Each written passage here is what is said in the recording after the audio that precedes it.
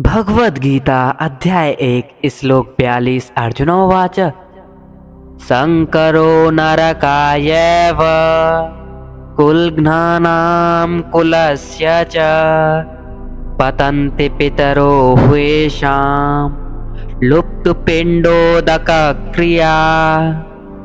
अर्जुन बोले, वर्ण संकर कुल घातियों को और कुल को नरकों में ले जाने वाला ही होता है। श्राद्ध और तर्पण न मिलने से इन कुल घातियों के पितर भी अपने स्थान से गिर जाते हैं। संकरो नरकायव कुलघ्नानां कुलस्य च। वर्ण मिश्रण से पैदा हुए वर्ण संकर यानी संतान में धार्मिक बुद्धि नहीं होती।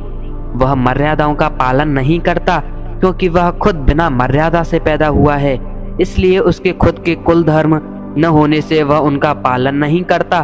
प्रत्युत कुल धर्म अर्थात कुल मर्यादा से विरुद्ध आचरण करता है।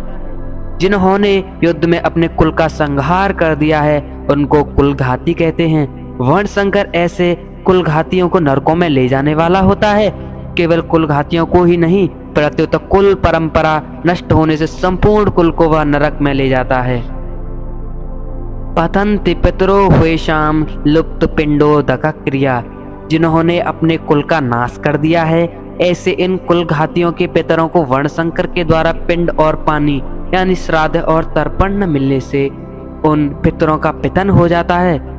कारण कि जब पितरों को पिंड पानी मिलता रहता है तब वे उस पुण्य के प्रभाव से ऊंचे लोकों में रहते हैं, परंतु जब उनको पिंड पानी मिलना बंद हो जाता है तब उनका वहां से पतन हो जाता है, अर्थात उनकी स्थिति उन लोकों में नहीं रहती। पितरों को पिंड पानी न मिलने में कारण यह है कि वर्ण संकर की पूर्वजों के प्रति आदर बुद्धि नहीं होती। इस कारण उनमें पितरों के लिए श्राद्ध तर्पण करने की भावना भी नहीं होती।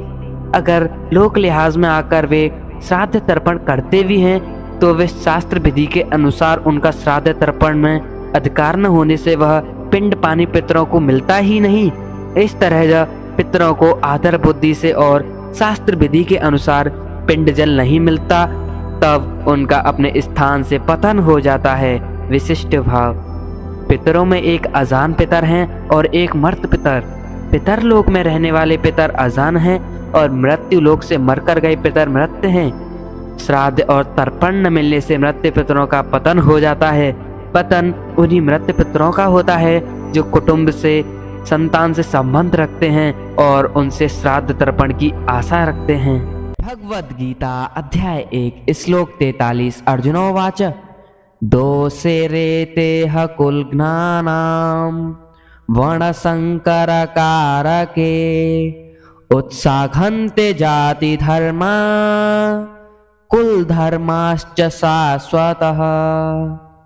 अर्जुन बोले, इन वर्ण संकर पैदा करने वाले दोषों से कुल घातियों के सदा से चलते आए कुल धर्म और जाति धर्म नष्ट हो जाते हैं। युद्ध में कुल का क्षय होने से कुल के साथ चलते आए कुल धर्म का भी नाश हो जाता है। कुल धर्मों के नाश से कुल में अधर्म की वृद्धि हो जाती है। अधर्म की वृद्धि से स्त्रियां दूषित हो जाती हैं। स्त्रियों के दूषित होने से वर्ण संकर पैदा हो जाते हैं। इस तरह इन वर्ण संकर पैदा करने वाले दोषों से कुल का नाश करने वालों के जाति धर्म यानी वर्ण धर्म नष्ट हो जाते हैं। कुल धर्म और जाति धर्म क्या हैं? एक ही जाति में एक कुल की जो अपनी अपनी अलग अलग परंपराएं हैं, अलग अलग मर्यादाएं हैं, अलग अलग आचरण हैं, वे सभी उन कुल के कुल धर्म कहलाते हैं। एक ही जाति के संपूर्ण कुलों के समुदायों को लेकर जो धर्म कहे जाते हैं वे सभी जाति धर्म अर्थात वर्ण धर्म कहलाते हैं, जो कि सामान्य धर्म हैं और शास्त्र विधि से नियत हैं। इन कुल धर्मों का और जाति धर्मों का आचरण न होने से धर्म नष्ट हो जाते हैं। भगवद गीता अध्याय 1 श्लोक 44 अर्जुनोवाच उत्सन्न कुल धर्माणां मनुष्याणां जनार्दन नरके नियतं वासो भवतीत्यनुशुश्रुम। अर्जुन बोले, हे जनार्दन, जिनके कुल धर्म नष्ट हो जाते हैं और मनुष्यों का बहुत काल तक नरकों में वास होता है, ऐसा हम सुनते आए हैं। भगवान ने मनुष्य को विवेक दिया है, नया कर्म करने का अधिकार दिया है, अतः यह कर्म करने में अथवा न करने में स्वतंत्र है, अच्छा करने में अथवा मंदा करने में स्वतंत्र है। इसलिए इसको सदा विवेक विचार पूर्वक कर्तव्य कर्म करने चाहिए। परंतु मनुष्य सुख भोग आदि के लोभ में आकर अपने विवेक का निरादर करता है और राग द्वेष के वशीभूत हो जाते हैं, जिससे उनके आचरण शास्त्र और कुल मर्यादा के विरुद्ध होने लगते हैं। परिणाम स्वरूप इस लोक में उनकी निंदा, अपमान, तिरस्कार होता है और परलोक में दुर्गति, नरकों की प्राप्ति होती है। अपने पापों के कारण उनको बहुत समय तक नरकों का कष्ट भोगना पड़ता है। ऐसा हम परंपरा से बड़े बूढ़े गुरुजनों से सुनते आए हैं। मनुष्याणाम पद में कुलघाती और उनके कुल के सभी मनुष्यों का समावेश किया गया है, अर्थात कुलघातियों के पहले जो हो चुके हैं उन पितरों का, अपना और आगे होने वाले वंशों का समावेश किया गया है। युद्ध से होने वाली अनर्थ परंपरा के वर्णन का खुद अर्जुन पर क्या असर पड़ा, इसको इस श्लोक में देखते हैं। भगवद गीता अध्याय 1 श्लोक 45। अर्जुनोवाच अहो बत महत् पापम कर्तुम व्यवसिता वयम यद्राज्य सुख लोभेन हन्तुम स्वजनमुद्धताः। अर्जुन बोले, यह बड़े आश्चर्य और खेद की बात है कि हम लोग बड़ा भारी पाप करने का निश्चय कर बैठे हैं, जो कि राज्य और सुख के लोभ से अपने स्वजनों को मारने के लिए तैयार हो गए हैं। ये दुर्योधन आदि दुष्ट हैं, इनकी धर्म पर दृष्टि नहीं है, इन पर लोभ सवार हो गया है, इसलिए ये युद्ध के लिए तैयार हो जाएं तो कोई आश्चर्य की बात नहीं है। परंतु हम लोग तो धर्म अधर्म को, कर्तव्य अकर्तव्य को, पाप पुण्य को जानने वाले हैं। ऐसे जानकार होते हुए भी अनजान मनुष्यों की तरह हम लोगों ने बड़ा भारी पाप करने का निश्चय कर लिया है, विचार कर लिया है।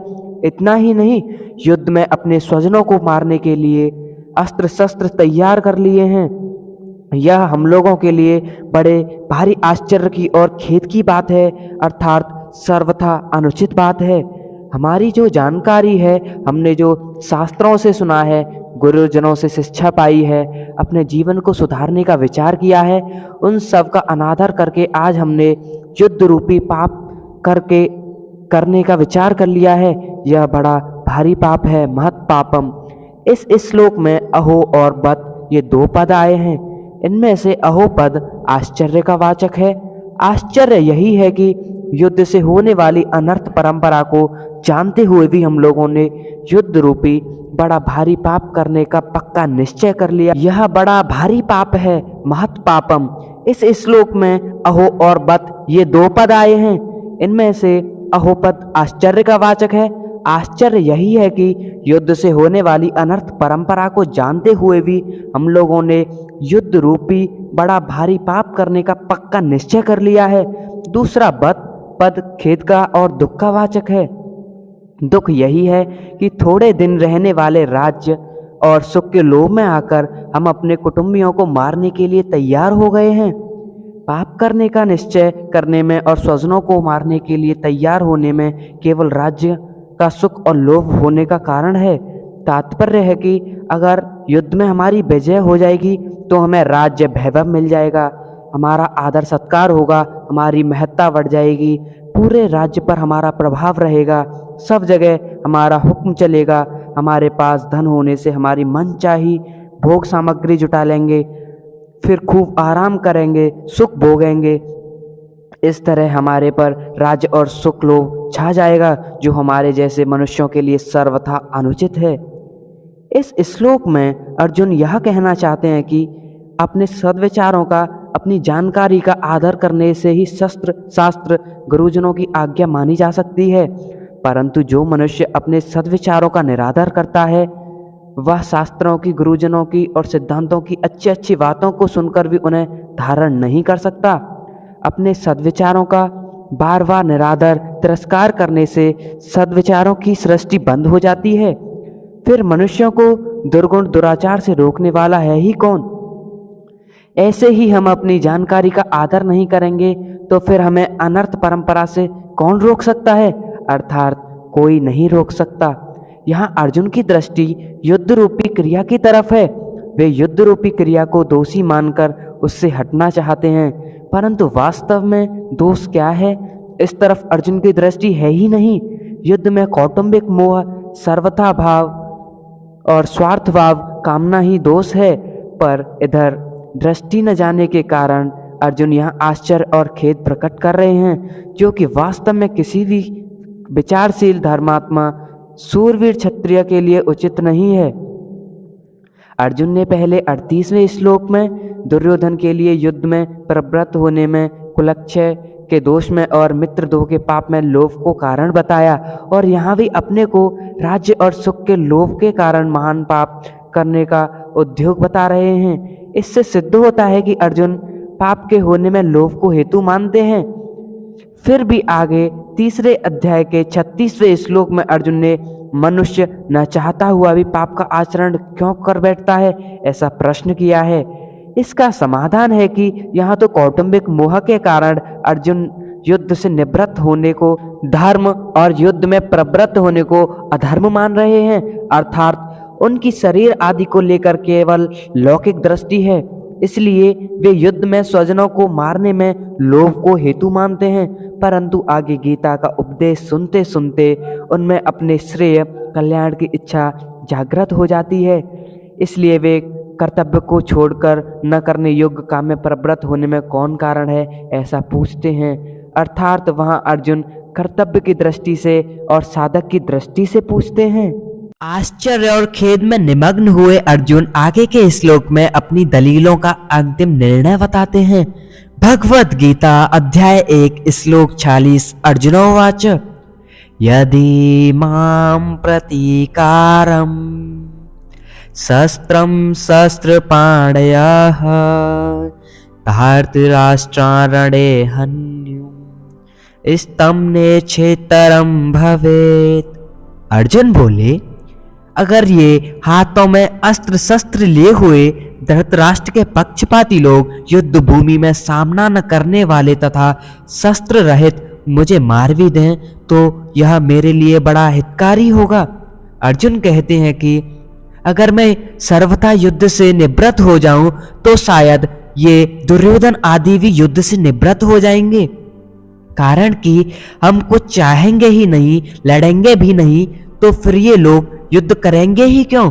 परंतु कदाचित जोश में भरे हुए तथा हाथों में शस्त्र धारण किए हुए ये धृतराष्ट्र के पक्षपाती लोग सदा के लिए हमारे रास्ते का कांटा निकल जाए, वैरी समाप्त हो जाए, ऐसा विचार करके सामना न करने वाले तथा शस्त्र रहित मेरे को मार भी दें तो उनका वह मारना मेरे लिए बड़ा हितकारी होगा, कारण कि मैंने युद्ध में गुरुजनों को मारकर बड़ा भारी पाप करने का जो निश्चय किया था, उस निश्चय रूप पाप का प्रायश्चित हो जाएगा, उस पाप से मैं शुद्ध हो जाऊंगा। तात्पर्य है कि मैं युद्ध नहीं करूंगा तो भी मैं पाप से बचूंगा और मेरे कुल का भी नाश नहीं होगा। जो मनुष्य अपने लिए जिस किसी विषय का वर्णन करता है उस विषय का उस पर स्वयं पर असर पड़ता है। अर्जुन ने जब शोकाविष्ट होकर 28वें श्लोक से बोलना आरंभ किया तब वे उतने शोकाविष्ट नहीं थे जितने वे अब शोकाविष्ट हैं। पहले अर्जुन युद्ध से उपरत नहीं हुए, पर शोकाविष्ट होकर बोलते बोलते अंत में वे युद्ध से उपरत हो जाते हैं और बाण सहित धनुष का त्याग कर बैठ जाते हैं। भगवान ने यह सोचा कि अर्जुन के बोलने का वेग निकल जाए तो मैं बोलूं, अर्थात बोलने से अर्जुन का शोक बाहर आ जाए, भीतर में कोई शोक बाकी न रहे, तभी मेरे वचनों का अर्जुन पर असर होगा। अतः भगवान बीच में नहीं बोले। विशेष बात, अब तक अर्जुन ने अपने को धर्मात्मा मानकर युद्ध से निवृत्त होने में जितनी दलीलें युक्तियां दी हैं, संसार में रचे पचे लोग अर्जुन की उन दलीलों को ठीक ही समझेंगे और आगे भगवान अर्जुन को जो बात समझाएंगे उनको ठीक नहीं समझेंगे। इसका कारण यह है कि जो मनुष्य जिस स्थिति में है उस स्थिति की, उस श्रेणी की बात को वे ठीक समझते हैं, उससे ऊंची श्रेणी की बात वे नहीं समझ सकते। अर्जुन के भीतर कौटुंबिक मोह है और उस मोह से आविष्ट होकर वे ही धर्म की, साधु की बड़ी अच्छी अच्छी बातें कर रहे हैं। अतः जिन लोगों के भीतर कौटुंबिक मोह है उन लोगों को अर्जुन की बातें ठीक लगेंगी, परंतु भगवान की दृष्टि जीव के कल्याण की तरफ ही रहती है कि जीव का कल्याण कैसे हो।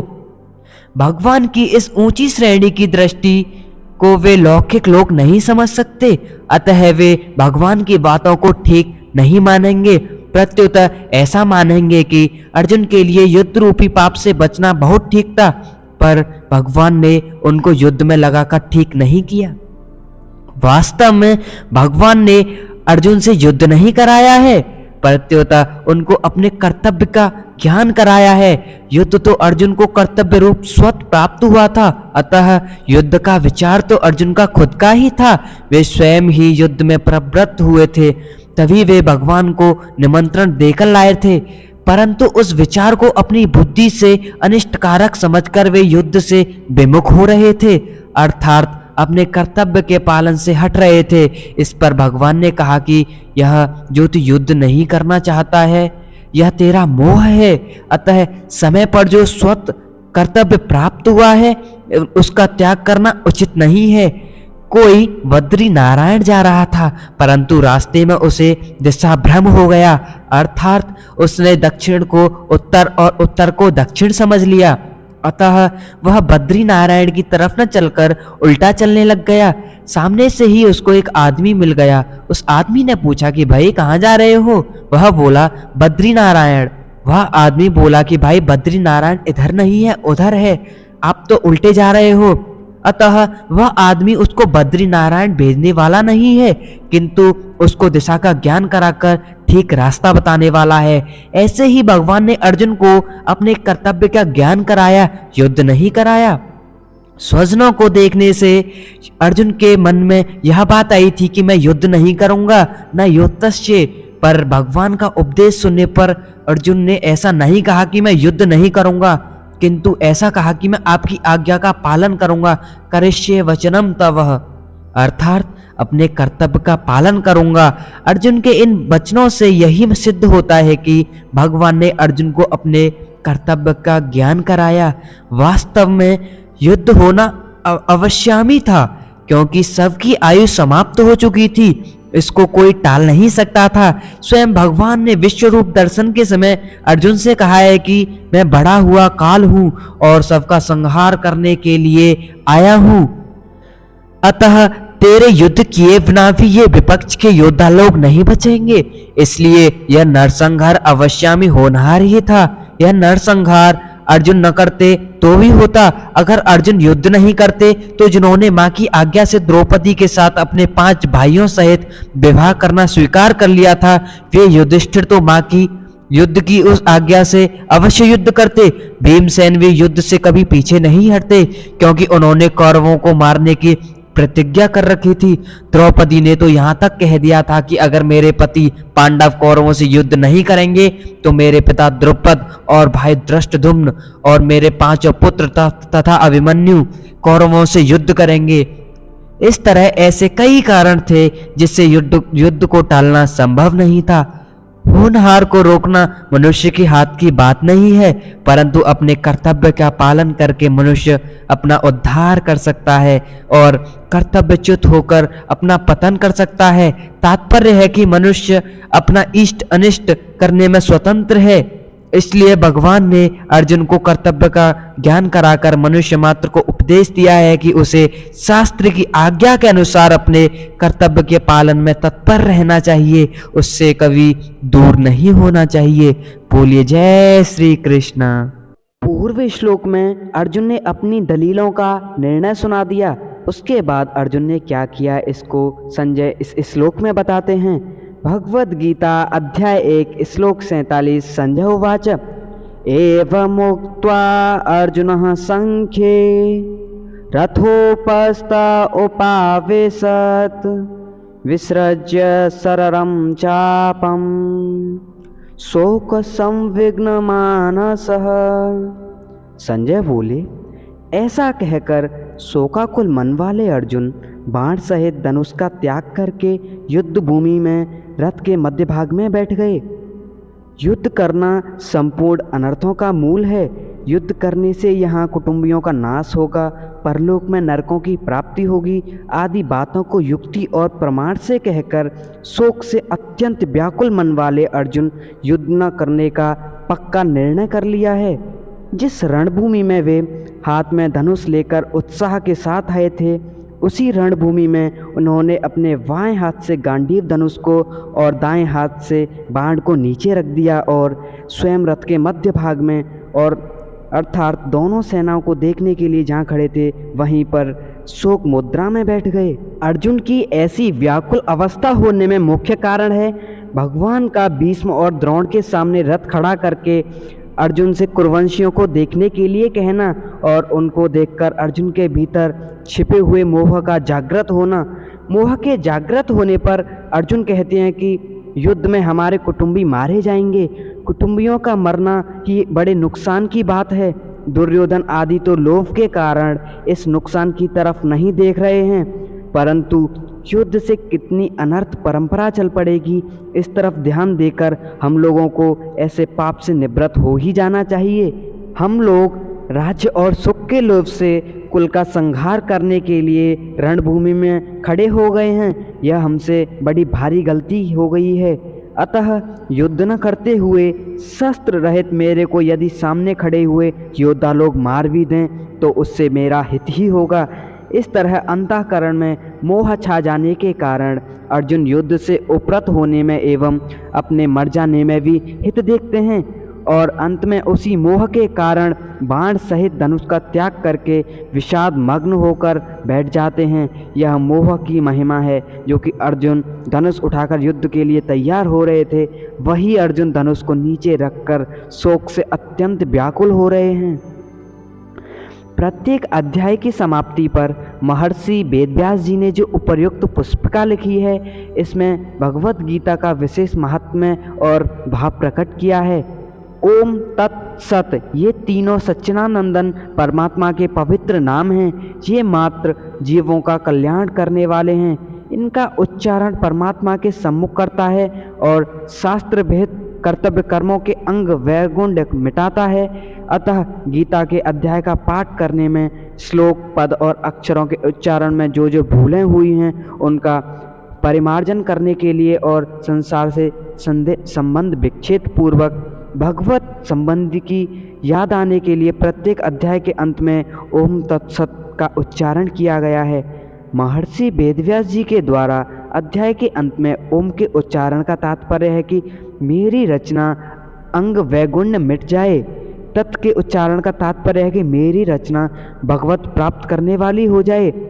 सत का उच्चारण का तात्पर्य है कि मेरी रचना सत अर्थात अविनाशी फल देने वाली हो। इति, बस मेरा यही प्रयोजन है, इसके सिवाय मेरा कोई व्यक्तिगत कोई प्रयोजन नहीं है। जो श्रीमत अर्थात सर्व शोभा संपन्न हैं और जिनमें संपूर्ण ऐश्वर्य, धर्म, यश, श्री, ज्ञान और वैराग्य ये 6 भग नित्य विद्यमान रहते हैं, उन भगवान के मुख से निकली हुई होने के कारण इसको श्रीमद् भगवत कहा गया है। जब मनुष्य मस्ती या आनंद में होता है तब उसके मुख से स्वतः गीत निकलता है, गाना निकलता है। भगवान ने इसको मस्ती में आकर गाया है, इसलिए इसका नाम गीता है। यद्यपि संस्कृत व्याकरण के नियमानुसार इसका नाम गीतम होना चाहिए था, तथापि उपनिषद स्वरूप होने से स्त्रीलिंग शब्द गीता का प्रयोग किया गया है। इसमें संपूर्ण उपनिषदों का सार तत्व संग्रहित है और स्वयं भी भगवत वाणी होने से उपनिषद स्वरूप है, इसलिए इसे उपनिषद कहा गया है। वर्ण, आश्रम, संप्रदाय आदि आग्रह न रखकर प्राणी मात्र का कल्याण करने वाली सर्वश्रेष्ठ विद्या होने के कारण इसका नाम ब्रह्म विद्या है। इस ब्रह्म विद्या स्वरूप गीता में कर्म योग, ज्ञान योग, ध्यान योग, भक्ति योग आदि योग साधनों की शिक्षा दी गई है, जिससे साधक को परमात्मा के साथ अपने नित्य संबंध का अनुभव हो जाए। इसलिए इसे योग शास्त्र भी कहा गया है। यह साक्षात पुरुषोत्तम भगवान श्री कृष्ण और भक्त प्रवर अर्जुन का संवाद है। अर्जुन ने निसंकोच भाव से बातें पूछी हैं और भगवान ने उदारता पूर्वक उनका उत्तर दिया है। इन दोनों के ही भाव इसमें हैं। अतः इन दोनों के नाम से इस गीता शास्त्र की विशेष महिमा होने के कारण इसे श्री कृष्ण अर्जुन संवाद नाम से भी कहा गया है। इस पहले अध्याय में अर्जुन के विषाद का वर्णन है। यह विषाद भी भगवान अथवा संतों का संग मिल जाने पर संसार से वैराग्य उत्पन्न करके कल्याण करने वाला हो जाता है। यद्यपि दुर्योधन आदि को वे विषाद हुआ है, तथापि उनमें भगवान से विमुक्ता होने के कारण उनका विषाद योग नहीं हुआ है। केवल अर्जुन का विषाद ही भगवान की सम्मुखता होने के कारण योग अर्थात भगवान के नित्य संबंध का अनुभव कराने वाला हो गया। इसलिए इस अध्याय का नाम अर्जुन विषाद योग रखा गया है।